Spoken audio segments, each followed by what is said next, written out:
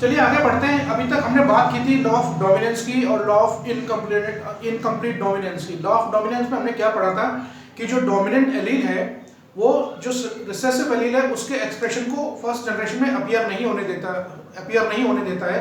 जैसा कि हमने मेंडल के जो मोनोहाइब्रिड क्रॉस है यानी कि इनहेरिटेंस ऑफ वन जीन में हमने पढ़ा था कि अगर एक टॉल डोमिनेंट प्लांट को एक रिसेसिव डॉर्फ प्लांट के साथ क्रॉस कराया जाए तो F1 जनरेशन में केवल वही कैरेक्टर अपीयर होता है जो कि डोमिनेंट है। तो इस केस में जो टॉल वाला कैरेक्टर है वो डोमिनेंट है, वो रिसेसिव जो डॉर्फ वाला कैरेक्टर उसके कैरेक्टर को अपीयर नहीं होने देता है। तो वो हमने लॉ ऑफ डोमिनेंस पढ़ा था। इसके बाद हमने पढ़ा था law of incomplete dominance. Law of incomplete dominance में क्या है कि जब एक डोमिनेंट और एक रिसेसिव प्लांट के बीच में क्रॉस कराया जाता है तो जो F1 जनरेशन है वो दोनों में से किसी पेरेंट से रिजेंबल नहीं करती। जैसा कि अभी हमने एग्जांपल पढ़ा था, एक रेड फ्लावर और व्हाइट फ्लावर के बीच में क्रॉस कराया है तो F1 जनरेशन में रेड फ्लावर होने के बजाय उसमें पिंक फ्लावर उसमें फर्स्ट जनरेशन में अपीयर हुए थे। तो वो था लॉ ऑफ इनकम्प्लीट डोमिनेंस, यानी कि जो डोमिनेंट जो एलील है वो रिसेसिव एलील के एक्सप्रेशन को पूरी तरीके से मास्क नहीं कर पाता है, कवर नहीं कर पाता। वो था लॉ ऑफ इनकम्प्लीट डोमिनेंस। अब बात करते हैं जो नया नेक्स्ट टॉपिक है लॉ ऑफ ये को डोमिनेंस। को का मतलब है बराबर, समान। क्या होता है और को डोमिनेंस का सबसे अच्छा एग्जांपल जो हमें पढ़ने में आता है वो human blood group. Human blood group के बारे में आज हम जानते हैं। ह्यूमन ब्लड ग्रुप जिसको एबीओ ग्रुपिंग भी बोलते हैं, और ह्यूमन ब्लड ग्रुप के बारे में हम जानते हैं कि 4 ब्लड ग्रुप हमारे बॉडी में 4 ब्लड ग्रुप मेन है। Blood group A, blood group B, blood group AB और ब्लड ग्रुप ओ यानी कि 0। ये 4 ब्लड ग्रुप प्रोमिनेंट है, इनके बारे में हम स्टडी करते हैं। अब इसके बारे में डिटेल स्टडी जो किया गया है वो क्या कहते हैं, आपकी बुक में एनसीईआरटी क्लास 11 बायोलॉजी में जो ब्लड सर्कुलेशन वाला चैप्टर है उसमें अलग से इसके बारे में दिया है, लेकिन इसका जेनेटिक बेसिस क्या है इसके बारे में हम स्टडी करेंगे। देखिए जो ब्लड ग्रुप ए बी और ओ है, और हम जानते हैं कि ब्लड ग्रुप किससे डिसाइड होते हैं, जो ह्यूमन आरबीसी है। ह्यूमन आरबीसी का स्ट्रक्चर पढ़े तो ये सेल है और सेल के अंदर ये प्लाज्मा मेम्ब्रेन है। ये ब्लड ग्रुप के जो ब्लड ग्रुप है एक बेसिकली जीन द्वारा डिसाइड होता है, उसको बोलते हैं जीन आई। ये आई जीन जो है ये क्या करता है, इस ब्लड ग्रुप को डिसाइड करता है, इस ब्लड ग्रुप को कंट्रोल करता है। ह्यूमन आरबीसी की जो प्लाज्मा मेम्ब्रेन है उसमें कुछ खास तरह के पॉलीमर, शुगर पॉलीमर्स पाए जाते हैं। जो आरबीसी की प्लाज्मा मेम्ब्रेन है, ये आरबीसी है, इसकी ये प्लाज्मा मेम्ब्रेन है, इसमें कुछ खास तरीके के शुगर पॉलीमर्स पाए जाते हैं, और इन शुगर्स का पॉलीमर्स का बनना it is controlled by gene I. Alright, और इस जीन के कितने 3 एलील हैं। कितने एलील हैं? 3 एलील हैं। It has 3 alleles. ऑलराइट, और वो 3 एलील्स कौन से हैं? एलील आई ऊपर ए लिखेंगे, दूसरा एलील आई बी और तीसरा एलील स्मॉल आई।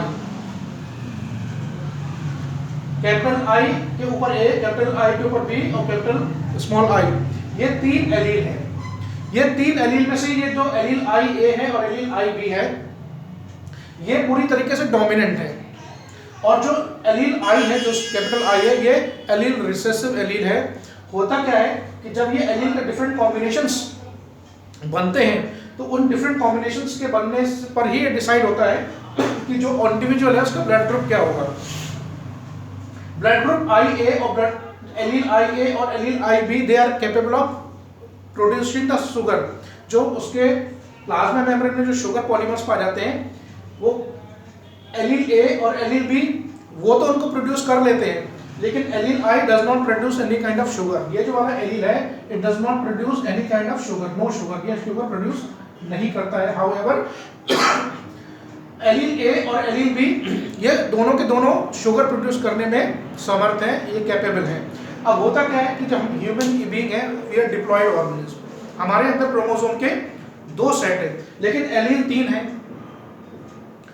एलील 3 है, लेकिन किसी इंडिविजुअल में एक टाइम पर एक जीन के 2 ही एलील रह सकते हैं, क्योंकि होमोलोगस क्रोमोसोम हमेशा पेयर में होते हैं। हमारे डिप्लॉयड ऑर्गेनिज्म में होमोलोगस क्रोमोसोम पेयर में होते हैं। तो एलील का एक पेयर का एक पार्ट एक पेरेंट से मिलता है और पेयर का दूसरा पार्ट दूसरे पेरेंट से आता है, ये हम ऑलरेडी जानते हैं।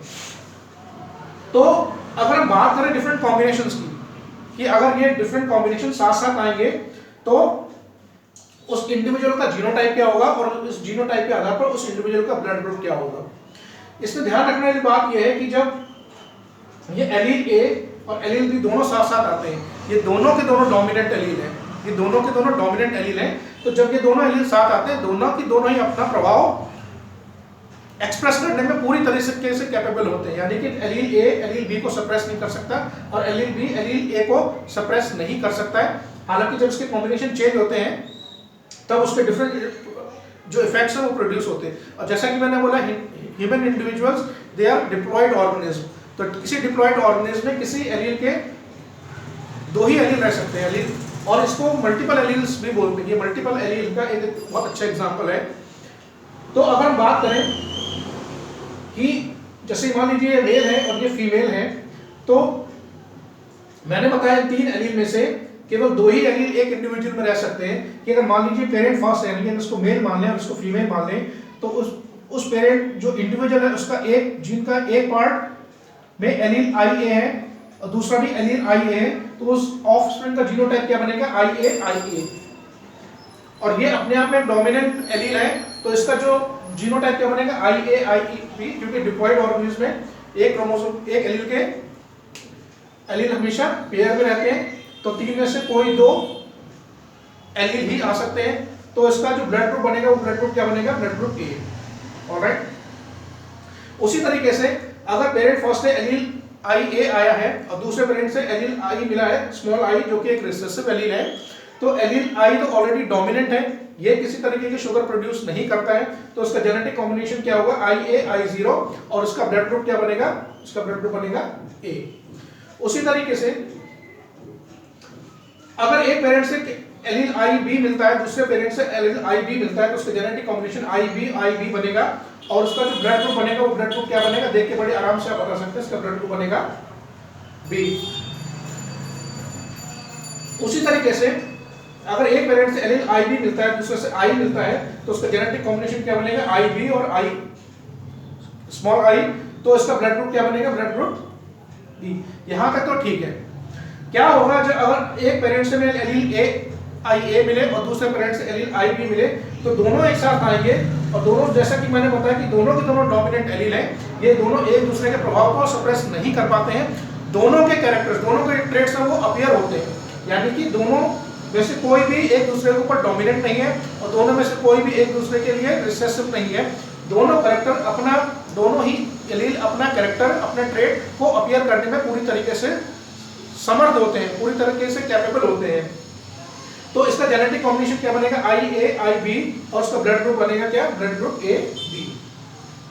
लास्ट केस में क्या होता है, एलील I और एलील I दोनों रिसेसिव एलील हैं, जब ये दोनों साथ साथ आएंगे तो उसका जेनेटिक कॉम्बिनेशन II बनेगा और उसका ब्लड ग्रुप क्या बनेगा ब्लड ग्रुप शुद्ध। इस तरीके से एक एलील एक जीन जिसके तीन एलील हैं और एक diploid human being diploid organism है, तो इन तीन एलील के आधार पर कितने कॉम्बिनेशन बन सकते हैं, 6 कॉम्बिनेशन बन सकते हैं, जो कि 1 2 3 4 5 6 ये कॉम्बिनेशन मैंने बनाए हैं।